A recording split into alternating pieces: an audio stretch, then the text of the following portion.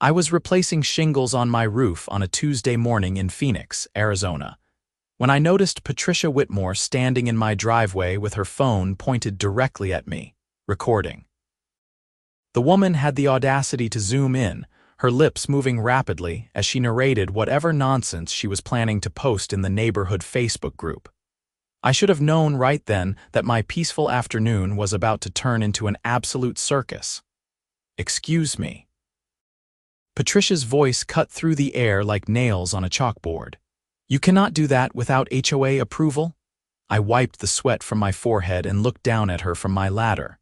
The Arizona sun was brutal at 2 in the afternoon, and I had already been working for 3 hours. "Patricia, I'm just replacing damaged shingles. A monsoon storm ripped them off last week. I don't care if a tornado carried your entire roof to California," she snapped, her blonde bob haircut not moving an inch despite the wind. "You need written approval from the Architectural Review Committee before making any exterior modifications to your property." I climbed down the ladder slowly, trying to keep my cool. Patricia was the president of the Sunset Ridge HOA, and she had made it her personal mission to make everyone's life miserable since she was elected 8 months ago. Before her, the HOA was relatively relaxed. Now, we got violation notices for having our garbage cans visible for more than 2 hours on collection day. "Patricia, this isn't a modification, it's a repair. The shingles are the exact same color and style that were already on my roof." She crossed her arms over her floral blouse, her perfectly manicured nails tapping against her forearm. "That's for the board to decide, not you. I'm calling an emergency meeting about this situation. We need solutions, and we need them now. This kind of unauthorized work sets a dangerous precedent for the entire community." I stared at her, dumbfounded.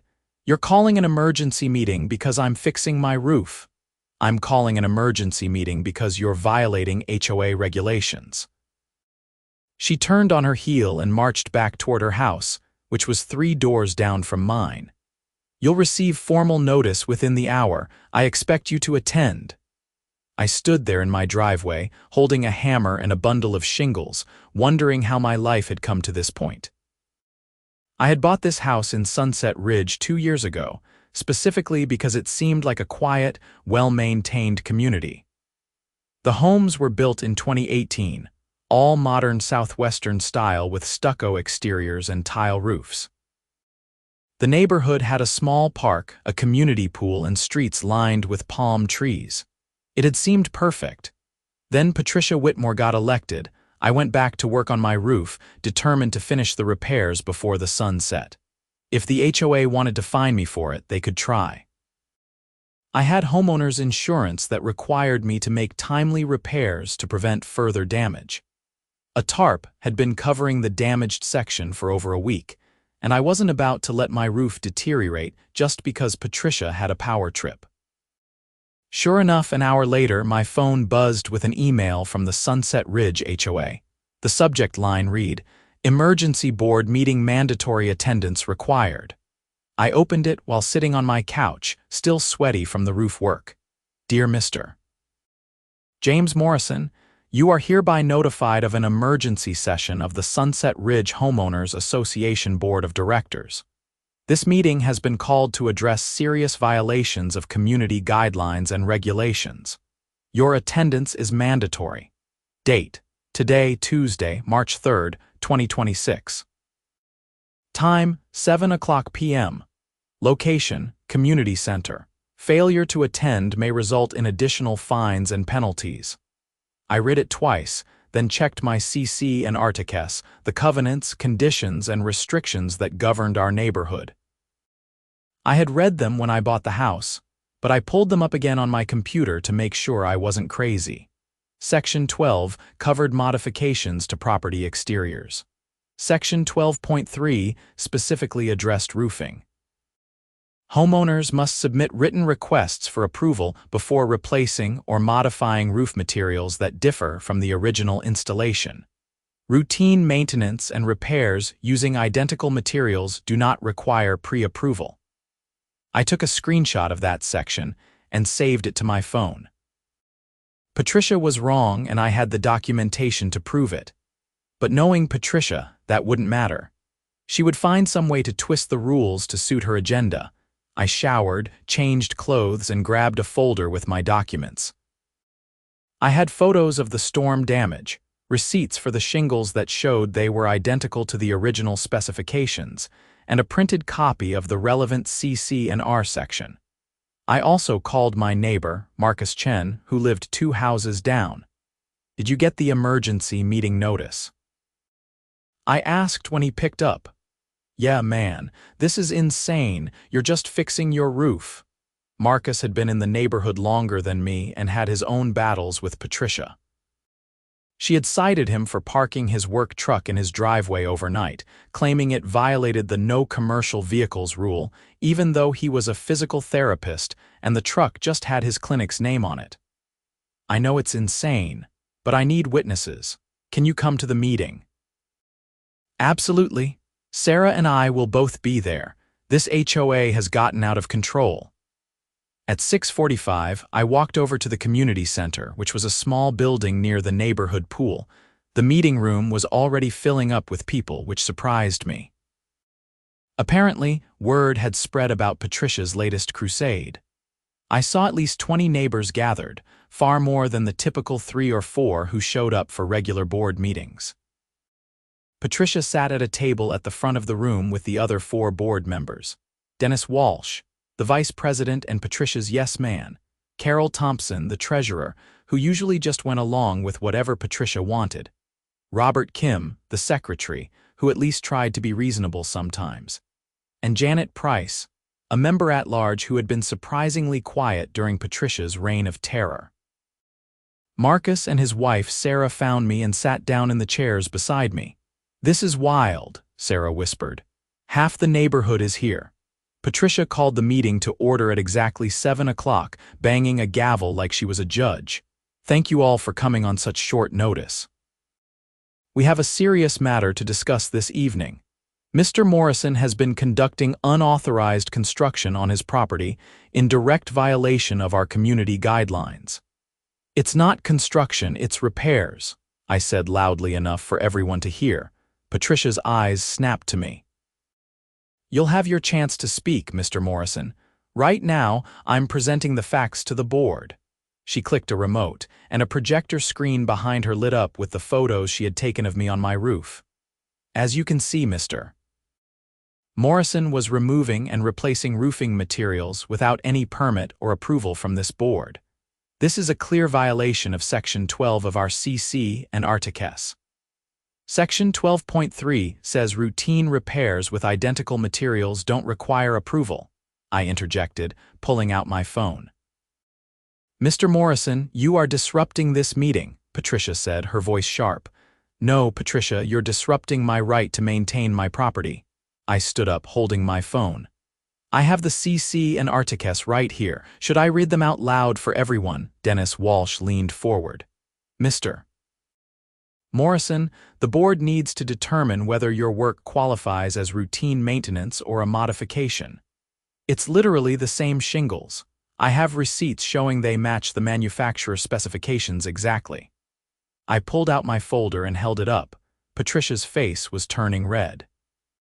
"The Architectural Review Committee needs to verify that." "Then why wasn't I given a chance to submit my documentation before you called this emergency meeting?" I challenged. The room was silent. Several neighbors were nodding in agreement with me. Patricia looked flustered, which was unusual for her. She thrived on control, and I was disrupting her script. Robert Kim, the secretary, cleared his throat. "Patricia, might I suggest we allow Mr. Morrison to present his documentation? If the materials are indeed identical, then according to our CC and RTCS, he's within his rights." "This is an emergency meeting about solutions," Patricia insisted. "We need to address the broader issue of homeowners thinking they can just do whatever they want without consulting the board." "But he's not doing whatever he wants," a voice called out from the back of the room. I turned and saw Linda Garcia, another neighbor. He's fixing storm damage. My roof got hit in the same storm and I had a roofer come out the next day. Was I supposed to let water leak into my house while waiting for HOA approval? If you used identical materials for routine repairs, then no approval was needed, Robert said, reading from his own copy of the CC and Articus. That's clearly stated. Patricia was losing control of the room. This meeting is to discuss Mr. Morrison's specific situation. We can table other concerns for a regular meeting. Why? I asked. Why is my routine maintenance worthy of an emergency meeting? What's the actual emergency here, Patricia? She stood up abruptly. The emergency is that homeowners in this community seem to think the rules don't apply to them. You didn't even notify the board that you were doing work on your property. Because I didn't have to. Show me where in the CC and Articus it says I need to notify you about routine repairs. Patricia shuffled through papers on the table in front of her. Dennis whispered something to her, and she nodded. Section 8 requires homeowners to maintain their properties in good condition. By allowing your roof to remain damaged, you were violating that section. My roof was damaged by a storm last Wednesday. I had a tarp up by Thursday. I ordered the replacement shingles on Friday, they arrived Monday, and I installed them Tuesday. That's less than a week for a complete repair. How is that not maintaining my property in good condition? The room erupted in murmurs. I could see neighbors talking among themselves, and most of them looked annoyed with Patricia, not me. Carol Thompson, the treasurer, spoke up for the first time. Patricia, I think we might be overreaching here if Mr. Morrison has documentation showing the materials are identical, and the work was completed promptly after storm damage. I don't see a violation. Patricia's jaw clenched. Carol, the board needs to present a united front on enforcement. I disagree, Robert said firmly. The board needs to follow the CC and Articus as written, not make up rules as we go. I could see the fracture forming in real time. Dennis looked uncomfortable. Carol was nodding in agreement with Robert, and Janet Price was studying her copy of the CC and Articus with a frown. Let me be very clear, Patricia said, her voice rising. I am the president of this board, and I'm telling you that unauthorized work is a violation. Mr. Morrison should have contacted us first, received approval, and then proceeded. His failure to do so warrants a fine. What's the fine for? Marcus called out from beside me. Violation of architectural review requirements, Patricia snapped. But there was no violation, I said, walking toward the front of the room with my folder. I have everything documented right here. Storm damage photos from the day after the monsoon.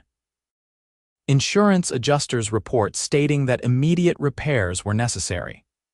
Receipts for the shingles showing the manufacturer, model number, and color code that exactly match the original roof specifications from the builder.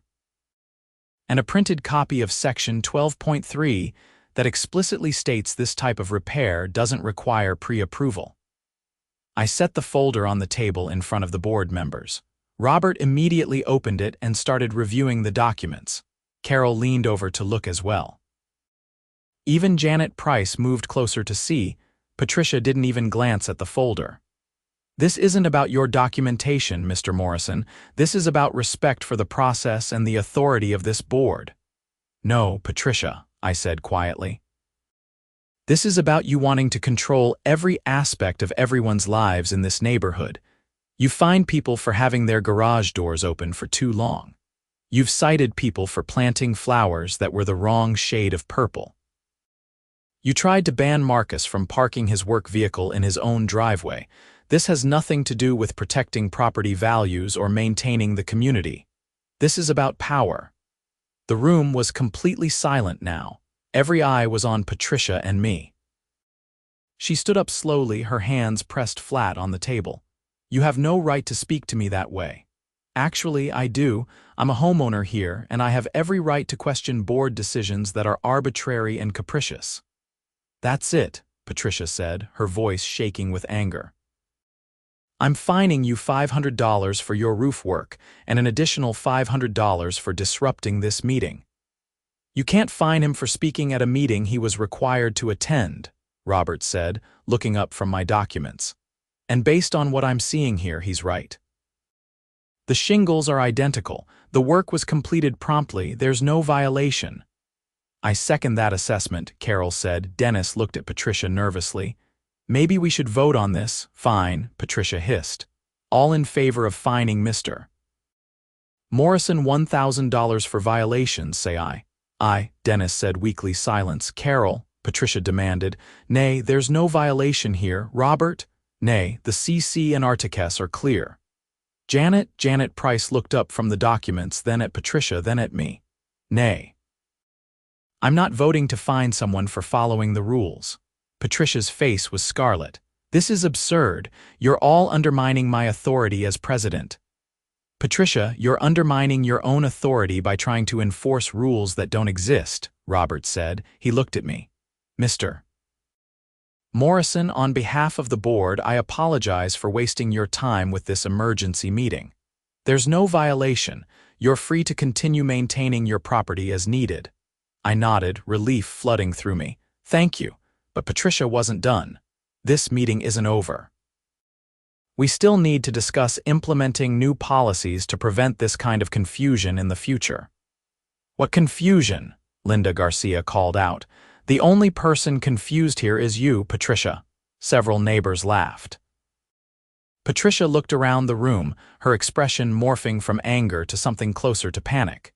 She was losing control not just of the board, but of the entire community. I moved to table any discussion of new policies until the next regular board meeting, Janet Price said. This was called as an emergency meeting for a specific issue which has been resolved. Second, Carol said immediately. All in favor? Robert asked. Aye, said Carol, Robert, and Janet in unison. Dennis looked at Patricia, then reluctantly said, Aye. Motion carries, Robert announced. This meeting is adjourned. People started getting up to leave, but Patricia remained standing at the front of the room, her hands still pressed on the table. I gathered my folder and started toward the door, but Marcus grabbed my arm. Dude, this isn't over, he whispered. She's going to retaliate. Let her try, I said, though I knew he was probably right. As I walked past the board table, Patricia's voice stopped me. Mr. Morrison, you should know that I'll be reviewing every inch of your property for violations. If your grass is a quarter-inch too high, if you leave your trash cans out 5 minutes too long, if there's a single thing out of place, I will fine you. I turned to face her. Is that a threat, Patricia? It's a promise, she said coldly. I take my responsibilities as HOA president very seriously. Then maybe you should read the CC and Articus more carefully, I replied and walked out. The next morning, I woke up to find a notice taped to my front door. It was a violation citation for visible roof damage and demanded that I complete repairs within 14 days or face fines. I looked at the date on the notice. It was dated yesterday before the emergency meeting, which meant Patricia had written it up even before giving me a chance to explain anything. I took a photo of the notice and emailed it to Robert Kim. Received this today, dated yesterday. The repairs mentioned are already complete, as documented at last night's meeting. Is this Patricia's idea of retaliation? Robert called me within 10 minutes. James, I'm so sorry. Patricia is out of control. I'm going to talk to the other board members about this. She can't just harass homeowners because she lost a vote. I appreciate that, Robert, but I think this is bigger than just one bad notice. The board needs to address Patricia's behavior before she drives everyone crazy. I know. Trust me, I know. Several of us have been discussing options. Over the next few days, things escalated. Patricia drove past my house multiple times each day, slowing down to stare at my property. She took photos of my house from different angles. She posted in the neighborhood Facebook group about homeowners who think they're above the rules, though she didn't mention me by name. Then on Friday, I received another notice. This one cited me for having a non-conforming mailbox. My mailbox was identical to every other mailbox in the neighborhood. They were all installed by the builder, standard black metal boxes on black metal posts. I took photos of my mailbox and the mailboxes of 5 other houses on my street. They were all exactly the same. I emailed the photos to Robert with a simple message. "This is harassment," he replied immediately. "Emergency board meeting tonight, my house. 7 p.m. Don't tell Patricia."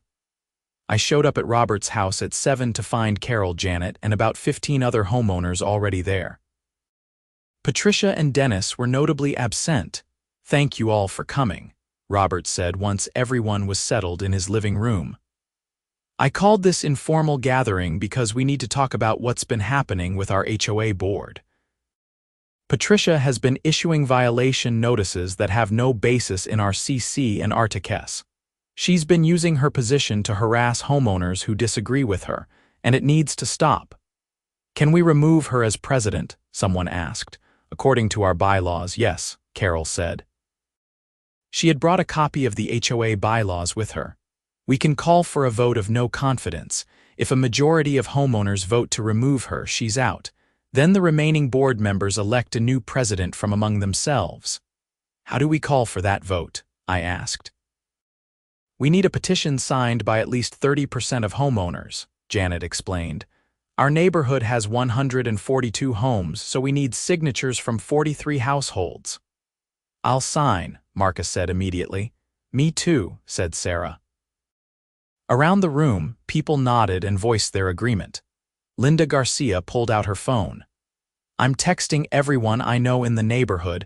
If we can get enough people here tonight, we can get those signatures before Patricia even knows what's happening." Over the next hour, Robert's house filled with angry, frustrated homeowners. Everyone had a story about Patricia's overreach. She had fined someone for having a wreath on their door that was too large. She had cited someone for parking a rental car in their driveway because it didn't match the aesthetic standards of the neighborhood. She had tried to ban children from riding bikes on the sidewalks because it was disruptive. By 9 p.m., we had signatures from 62 households. More than enough. Carol took the petition and reviewed it carefully. "This is valid. I'll submit it to the board and call for a special meeting. According to the bylaws, the vote must take place within 2 weeks of a valid petition being submitted." "What happens if Patricia tries to interfere?" I asked. "She can't," Robert said. "Once a valid petition is submitted, the bylaws require the vote to proceed. She can campaign for herself, but she can't stop the process." We scheduled the vote for the following Saturday at the community center. Carol sent out the official notice to all homeowners, as required by the bylaws. Within an hour, my phone was blowing up with text messages from neighbors. Patricia was calling people, trying to convince them not to attend the vote. She was claiming that I had orchestrated a conspiracy against her. She was saying that removing her would leave the neighborhood vulnerable to property value decline. She was making wild accusations about Robert, Carol, and Janet being corrupt. But the more Patricia called people, the more determined everyone seemed to be to show up and vote her out. Saturday arrived. I got to the community center an hour early to help set up chairs. By the time the meeting was scheduled to start at 10 a.m., the room was packed. It looked like almost every household in the neighborhood had sent at least one representative. Patricia arrived with Dennis at exactly 10 o'clock. She looked like she hadn't slept well. Her usually perfect hair was slightly disheveled, and her makeup couldn't quite hide the dark circles under her eyes. Robert called the meeting to order. "Thank you all for attending this special meeting. We're here today to vote on a petition to remove Patricia Whitmore as president of the Sunset Ridge HOA Board. The petition was submitted in accordance with our bylaws and has been verified as valid. Patricia will have 15 minutes to address the community before we vote. Then anyone who wishes to speak in favor of the removal may do so." Patricia stood up slowly and walked to the front of the room. She gripped the podium like it was the only thing holding her up. "I want to start by saying that I have given everything to this community. When I became president, this neighborhood was falling apart. People were letting their properties deteriorate. Rules were being ignored. I stepped up to bring order and standards back to Sunset Ridge. She looked around the room, her eyes landing on me for a moment before moving on. I understand that some of you don't like being held accountable. You want to do whatever you want without consequences, but that's not how a community works. We have rules for a reason. Those rules protect all of our property values. Nobody is arguing against having rules, Patricia, Marcus called out. We're arguing against you making up rules that don't exist and using your position to harass people. Several people applauded. Patricia's expression hardened. I have never made up rules. Everything I've done has been in accordance with our governing documents. I stood up. You cited me for roof damage after I had already repaired it. You cited me for a non-conforming mailbox that's identical to everyone else's. How is that in accordance with anything? Your repairs were done without approval, Patricia shot back. No approval was required. The board voted on that 3-1 against you. The room erupted in conversations. Robert had to bang his gavel to restore order. Patricia, you have 5 more minutes. She took a deep breath, and when she spoke again, her voice had changed. It was softer, almost pleading. Look, maybe I've been too strict, maybe I've made some mistakes, but I've been trying to protect this community. If you remove me today, you're sending a message that standards don't matter. Is that really what you want? She sat down. Robert stood up. Thank you, Patricia. Now anyone who wishes to speak in favor of the removal petition may do so. At least 20 people stood up. Robert called on them one by one. Person after person came to the front of the room and described their experiences with Patricia's HOA presidency. The stories were remarkably similar. Arbitrary enforcement, rules that didn't exist being cited, harassment for minor or non-existent violations. An overall atmosphere of fear and control that had made living in Sunset Ridge stressful instead of pleasant. Linda Garcia got up and talked about how Patricia had threatened to fine her when her teenage son left his skateboard on their front porch. A skateboard on our own porch. She said it was visual clutter and violated aesthetic standards. My son was terrified to even play outside anymore. Marcus described the work truck situation and how Patricia had tried to fine him $300 per day until he moved it. I'm a physical therapist. My truck has my clinic's logo on it. It's not a dump truck or a semi. It's a normal Ford F-150, but Patricia decided it was a commercial vehicle and therefore banned. I had to get a lawyer involved before she backed down. When everyone who wanted to speak had done so, Robert called for the vote. All homeowners present are eligible to vote. This is a simple majority. If more than half of the households vote in favor of removal, Patricia will be removed as president effective immediately. Please mark your ballots. Carol and Janet walked around the room distributing small slips of paper. Everyone marked their vote and dropped it into a ballot box at the front of the room. The process took about 15 minutes. Then Robert, Carol, and Janet counted the votes at a table where everyone could see. They counted aloud, making tick marks on a whiteboard for each vote. In favor of removal, opposed, in favor, in favor, in favor, opposed. The counting took another 15 minutes. The room was completely silent except for their voices. I watched Patricia sitting rigidly in her chair, Dennis beside her whispering something. She didn't respond to him, just stared straight ahead. Finally, Robert stood up and addressed the room.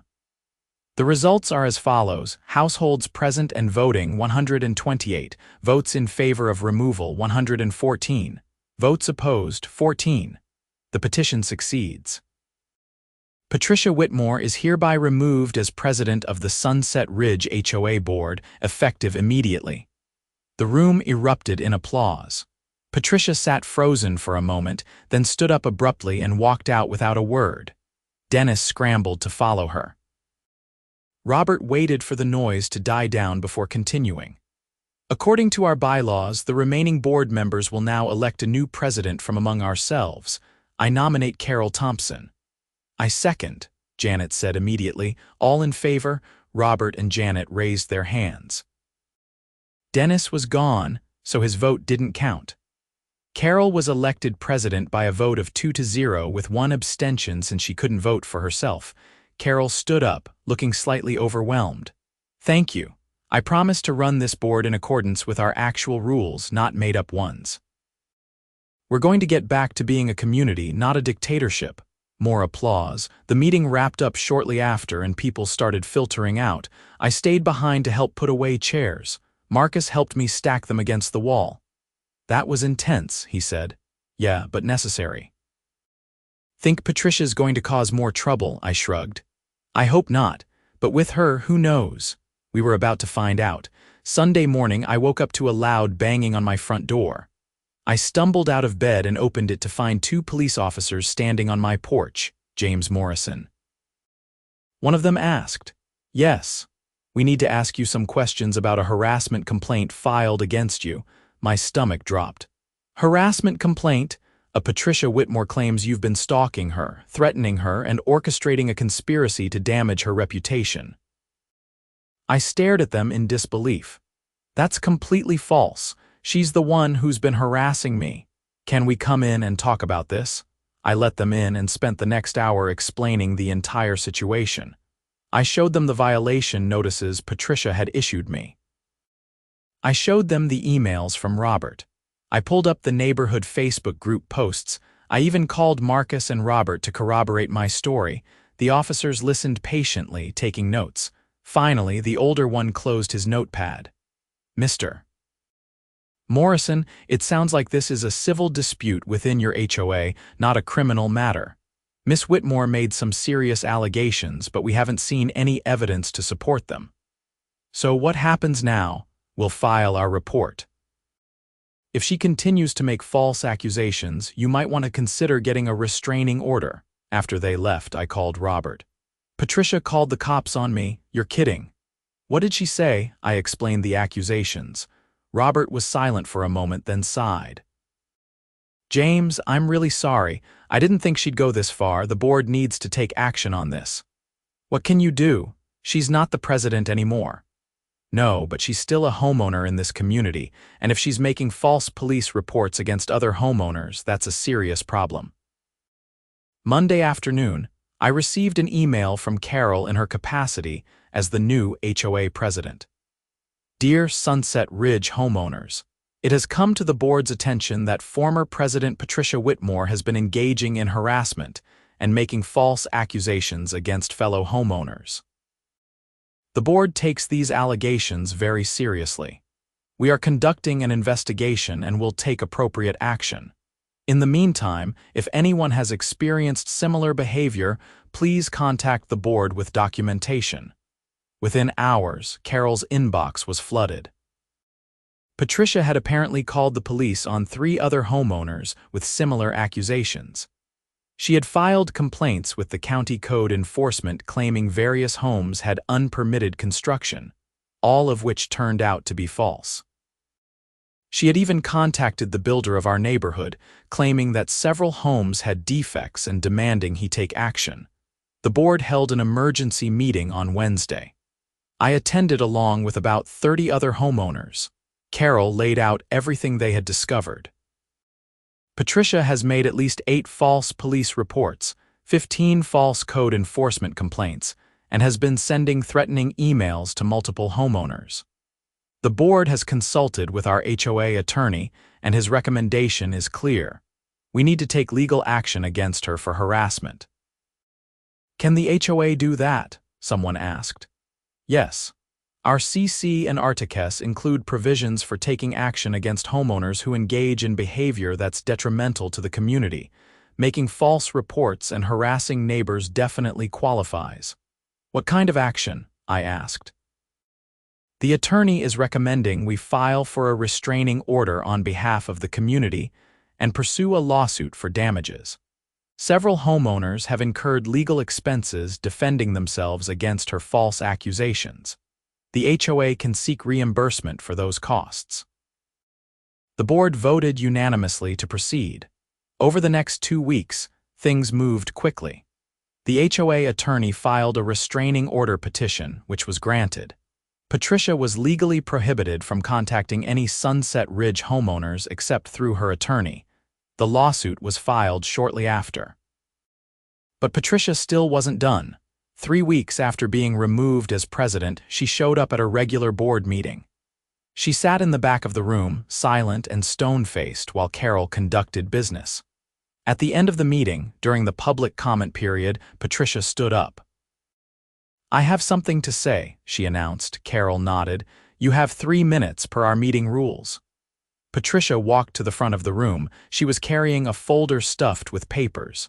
"This board has been lying to you. They've been mismanaging HOA funds. I have proof right here that Carol Thompson has been embezzling money from the association." The room went completely silent. Carol's face went pale. "That's a lie." "Is it?" Patricia opened the folder and pulled out bank statements. "These statements show irregular transfers of HOA funds to an account that's not listed in any of our financial records." "Care to explain that, Carol?" Carol stood up, her hands shaking. "Those transfers are for the Community Pool Maintenance Fund. We set up a separate account for that last year so we could track those expenses more easily. It's all documented in the board minutes from July 2025. Then why isn't it listed on the financial reports you've been giving to homeowners?" Patricia demanded. "It is listed," Robert interjected. He pulled up a document on his laptop and projected it on the screen. "Line item 15, Pool Maintenance Fund. The account number is partially visible right here. It matches the statements you're showing." Patricia's confident expression faltered. She looked down at the papers in her hand, then back at the screen. "Well, what about this?" She pulled out more papers. "Unexplained charges to various vendors. Thousands of dollars going to companies that don't exist." Janet stood up. "Patricia, those are all legitimate vendors. I have contracts and invoices for every single one. You're just throwing out accusations without any actual evidence." "I have evidence. I have all the proof right here." "No," Carol said quietly. "You have bank statements and vendor lists that you're misinterpreting or deliberately misrepresenting to try to damage this board. Just like you've been doing to individual homeowners for months." Patricia's face flushed red. "You people don't understand. I was trying to protect this community." "You're all destroying everything I worked for." "You weren't protecting anything," I said, standing up. "You were on a power trip. You used your position to bully and harass people, and now you're making false accusations of embezzlement because you can't accept that you were wrong." "I was not wrong." Patricia's voice rose to a near shout. "This community needed discipline and structure, and I provided it. You all are too weak to do what's necessary." "Patricia, you need to leave," Carol said firmly. "Your 3 minutes are up and you're disrupting this meeting." "I'm not going anywhere. This is my community too." "You're violating the restraining order," Robert said. "You're not supposed to be contacting any homeowners except through your attorney. That includes attending HOA meetings." Patricia's eyes widened. "The restraining order doesn't say I can't attend meetings." "Actually, it does," Carol said. "Section 3 specifically prohibits you from attending HOA functions or gatherings. Someone needs to call the police." Janet already had her phone out. "On it." Patricia grabbed her folder and backed toward the door. "You haven't heard the last of this. I'm going to file complaints against every single one of you. I'm going to sue the HOA for wrongful termination. I'm going to make your lives miserable." "You mean more miserable than you already have." Marcus called out. Patricia shot him a venomous look and stormed out, but she didn't leave the property. When the police arrived 10 minutes later, she was standing in the parking lot, taking photos of everyone's cars. The officers approached her, and I watched through the community center window as they spoke to her. She was gesturing wildly, pointing at the building. One of the officers made a phone call, then spoke to Patricia again. She pulled out her folder and tried to show them the papers, but they weren't interested. After about 15 minutes, the officers walked her to her car and watched as she drove away. Then they came into the community center and spoke with Carol. "Miss Whitmore has been warned about the restraining order," the older officer said. "If she violates it again, she'll be arrested. In the meantime, we're recommending you all document any contact she tries to make." She just accused our treasurer of embezzling HOA funds, Carol said. In front of 30 witnesses. That's defamation, isn't it? That's a civil matter, ma'am. You'd need to talk to your attorney about pursuing that. After the police left, the meeting broke up. People lingered in the parking lot, talking in small groups about what had just happened. The general consensus was that Patricia had completely lost it. I drove home and found a note tucked under my windshield wiper. It was in Patricia's handwriting. You think you've won, but this isn't over. I know things about you, James. Things that could ruin your life. Back off, or I'll destroy you. I took a photo of the note and immediately forwarded it to Carol and the HOA attorney. Within an hour, I had a response from the attorney. This constitutes a direct threat and violates the restraining order. I'm forwarding this to the police and recommending they press charges. Thursday morning, Patricia was arrested for violating the restraining order and for making criminal threats. I learned this from Linda Garcia, who lived near Patricia and saw the police cars in her driveway. They took her away in handcuffs, Linda told me over the phone. She was screaming at them the whole time about how she was the victim and we were all conspiring against her. I felt a strange mix of relief and sadness, relief that maybe this nightmare was finally ending. Sadness that someone had let their need for control spiral so completely out of control that they ended up arrested. Patricia was released on bail that afternoon, but the judge imposed strict conditions. She was ordered to have no contact with anyone in Sunset Ridge except her immediate family. She couldn't come within 500 feet of the community center or any HOA function. And she had to surrender her neighborhood access pass, which meant she couldn't use the community pool or park. The criminal case moved slowly, as they always do. But the HOA's civil case against her moved faster.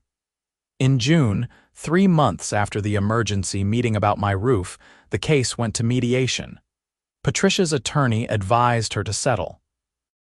The HOA was seeking reimbursement for legal fees, compensation for the homeowners she had harassed, and punitive damages. The total came to just over $40,000. Patricia initially refused to settle, insisting she had done nothing wrong. But when her attorney explained that going to trial would likely result in an even larger judgment against her, plus additional legal fees, she reluctantly agreed.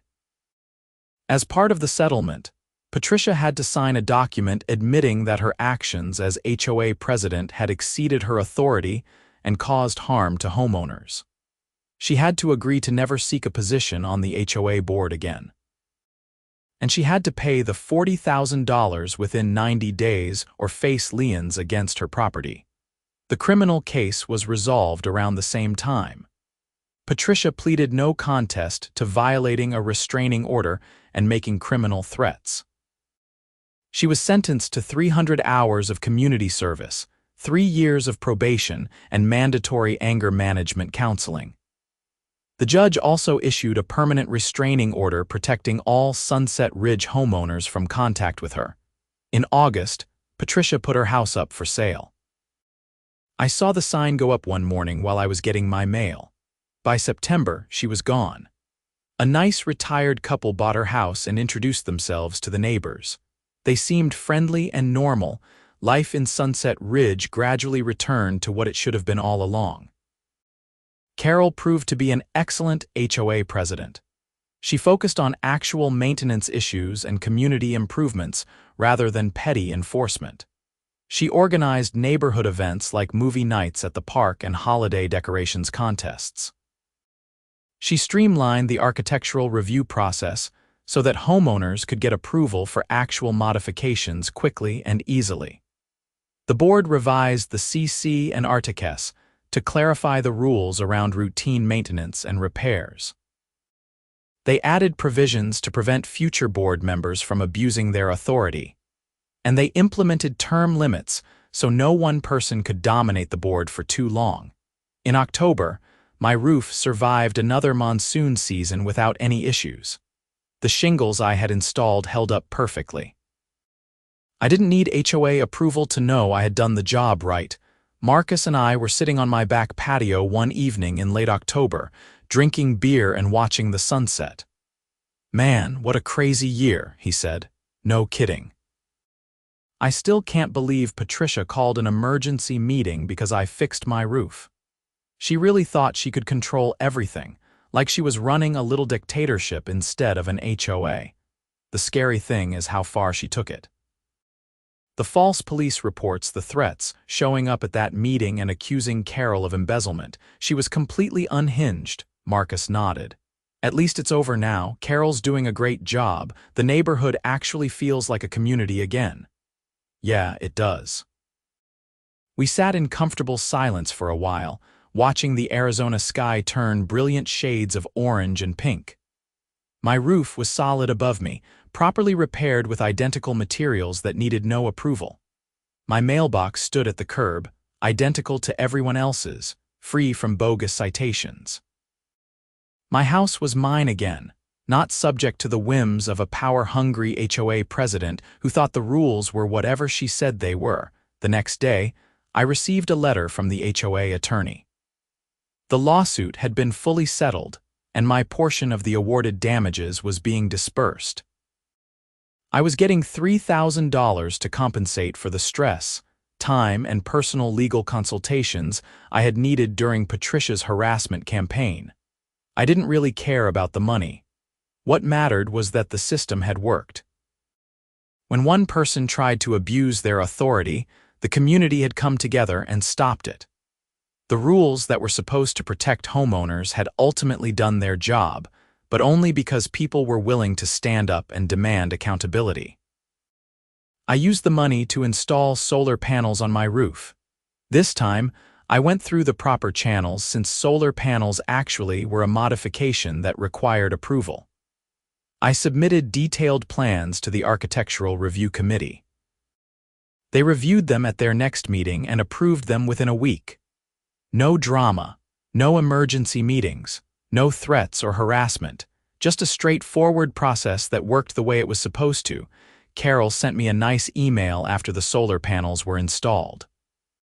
"Your panels look great and are a wonderful addition to the community. Thank you for going through the proper approval process.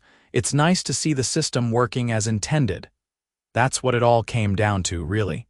Systems work when people use them properly and in good faith. Patricia had perverted the HOA system to serve her own need for control. But when the community pushed back and demanded that the actual rules be followed, the system corrected itself.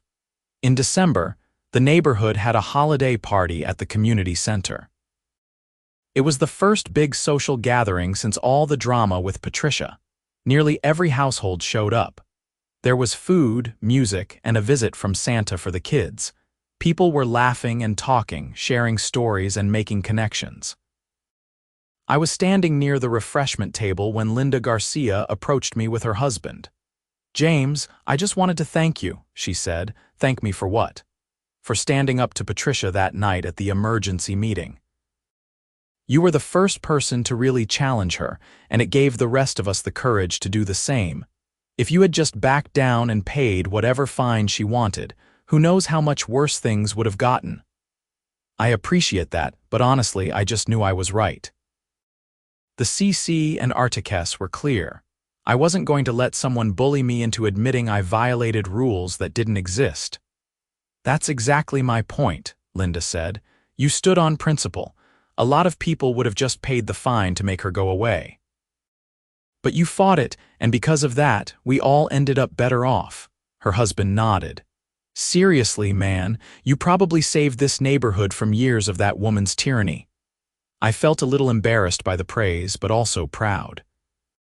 It had been exhausting and stressful to deal with Patricia's harassment. There had been moments when I wondered if it was worth the fight. But standing in the community center, surrounded by neighbors who were enjoying themselves without fear of arbitrary enforcement or bogus violations, I knew it had been worth it. Carol stood up and clinked a glass to get everyone's attention. "Hi everyone, thank you so much for coming tonight. I just want to take a moment to reflect on the year we've had. It hasn't been easy. We faced some serious challenges as a community. But we came together, we stood up for what was right, and we made Sunset Ridge a better place to live. I'm proud to be your HOA president, and I'm grateful to live in a neighborhood with such engaged, passionate homeowners. Everyone applauded. Carol continued, I especially want to thank Robert, Janet, and our board members for their dedication.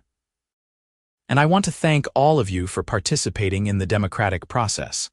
The vote to remove our former president was a turning point.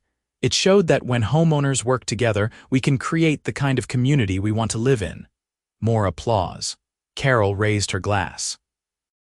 Here's to Sunset Ridge and to many more years of being good neighbors to each other. Cheers! Everyone said in unison. As the party continued, I found myself talking with Robert. How's the board doing? I asked. Really well, actually. We've been getting a lot done.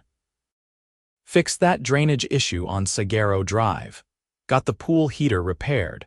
Planned out the landscaping improvements for next spring.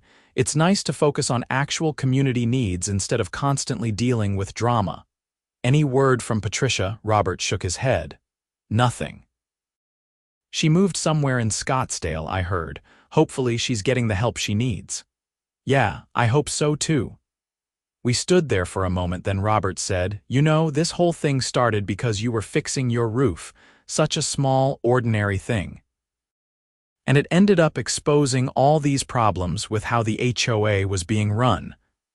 Sometimes it takes something small to reveal something big, I said.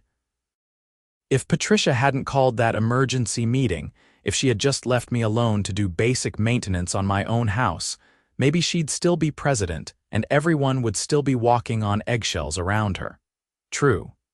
Though I think she eventually would have pushed too far with someone. Her approach wasn't sustainable. You can only bully people for so long before they push back. I'm just glad it's over. Me too, my friend, me too. As the evening wound down and people started heading home, I walked back to my house under the clear Arizona night sky. The stars were brilliant and the December air was pleasantly cool. I looked up at my roof, the shingles barely visible in the darkness, but I knew they were there. Solid, secure, properly installed and maintained. It was such a simple thing, really. A homeowner fixing storm damage to his roof using identical materials as specified in the CC and Arctic. It shouldn't have required an emergency meeting. It shouldn't have sparked a months-long battle with an out-of-control HOA president. It shouldn't have ended with arrests and lawsuits and restraining orders. But it did. And through all of that chaos, the community had discovered something important. The rules mattered, but only if they were applied fairly and consistently. Authority was only legitimate when it was used appropriately. And homeowners had power when they worked together to demand accountability. I went inside and made myself a cup of coffee, even though it was late. I sat at my kitchen table and thought about everything that had happened. The emergency meeting where Patricia tried to fine me for properly maintaining my home. The community coming together to remove her as president. Her escalating harassment and eventual arrest. The settlement and her departure from the neighborhood. It was over now. Really, truly over. Patricia was gone. Carol was doing a great job as president. The HOA was functioning the way it was supposed to. Life in Sunset Ridge was peaceful again. I pulled out my phone and looked at the photos I had taken during the ordeal. The storm damage to my roof. The violation notices Patricia had issued. The screenshots of her Facebook posts. The threatening note she had left on my car. I had kept all of it as documentation, but I didn't need it anymore. The legal cases were settled. The threats had stopped. I went through and deleted all of it. The photos, the screenshots, the saved emails. I didn't need to carry that negativity with me anymore. It was time to let it go and move forward. The next morning, I woke up to a beautiful Sunday. I made breakfast, read the news, and then decided to do something I hadn't done in months. Walk around the neighborhood just for the enjoyment of it. During the height of the conflict with Patricia, I had felt anxious every time I left my house, wondering if she was watching, taking photos, looking for some new violation to cite me for. But now I walked freely. I said hello to neighbors working in their yards. I admired the holiday decorations people had put up. I noticed how well-maintained everything looked, not because people were afraid of citations, but because they took pride in their homes and community. I walked past the house where Patricia used to live. The new owners had put up tasteful white lights around their front porch and a wreath on the door. They were sitting outside, enjoying the weather, and waved when they saw me. "Morning," the husband called out. "Good morning. How are you settling in?" "Great. Everyone's been so welcoming." "This is a wonderful neighborhood." "It really is," I said, and I meant it. I continued my walk, eventually ending up at the community park. A few families were there with their kids. Someone had organized an impromptu soccer game. People were laughing and having fun. This was what an HOA was supposed to facilitate: community, connection, shared spaces where neighbors could gather and enjoy life together, not citations for mailboxes, not emergency meetings over roof repairs, not harassment and fear and constant surveillance. I sat on a bench and watched the soccer game for a while. A little girl scored a goal and her parents cheered. A group of teenagers were shooting baskets on the nearby court. An elderly couple was walking their dog along the path. This was worth fighting for. This sense of peace and community. The idea that you could live in your own home without fear of arbitrary enforcement. The belief that rules existed to help people, not control them. My phone buzzed. It was a text from Marcus. "BBQ at my place next Saturday. You in?" I texted back. "Absolutely. What can I bring?" "Just yourself. And maybe some of those cookies your sister makes if she's in town." I smiled. Life was good, normal. The way it should be. That evening, I climbed up on my roof one more time to check the shingles I had installed. They looked perfect. No damage, no loose sections, everything exactly as it should be. I had done good work, following the manufacturer's specifications and using proper installation techniques. And I had done it without HOA approval, because no approval was needed for routine maintenance with identical materials. Just like the CC and Articus said, just like common sense dictated, just like any reasonable person would understand, Patricia's emergency meeting had been about finding solutions, but the only problem that needed solving was her own abuse of authority. The real solution wasn't about my roof at all. It was about a community rediscovering its own power to demand fair treatment and reasonable governance. I climbed down from the roof and put away my ladder. The sun was setting again, painting the sky in those brilliant Arizona colors. Another day done. Another chapter closed. Another reminder that standing up for what's right, even in small things like roof repairs, can have ripples that extend far beyond the initial issue. Sunset Ridge was a better place now. Not because of me specifically, but because when faced with unreasonable authority, the community chose to respond with collective action rather than individual submission. We had taken back our neighborhood from someone who saw it as her personal fiefdom. We had restored the HOA to its proper role, maintaining common areas, enforcing reasonable rules, and facilitating community connection. And it all started because I needed to fix my roof. As I walked back inside my house, I thought about writing down everything that had happened. Maybe it could serve as a cautionary tale for other HOAs. Maybe it could help other homeowners understand their rights and the importance of reading their CC and Articus. Maybe it could prevent someone else from experiencing what we went through. But then, I decided against it. Living through it once was enough. I didn't need to relive it by writing it all down. The important thing was that it was over, and we had all learned valuable lessons about community governance, the limits of authority, and the power of collective action when faced with abuse. I poured myself a glass of wine and settled onto my couch. Tomorrow was Monday, back to work and normal routines. But tonight, I would just sit in my properly maintained house, under my properly repaired roof, and appreciate the peace that came from knowing that in Sunset Ridge, the rules now made sense and were applied fairly. Patricia had called an emergency meeting about my roof, demanding solutions. The solution she found wasn't what she expected. her removal from power, and a return to reasonable governance. Sometimes the solution to a problem is realizing that the person complaining about the problem is actually the problem themselves. My roof was fine. It always had been. And now, finally, everything else was fine too.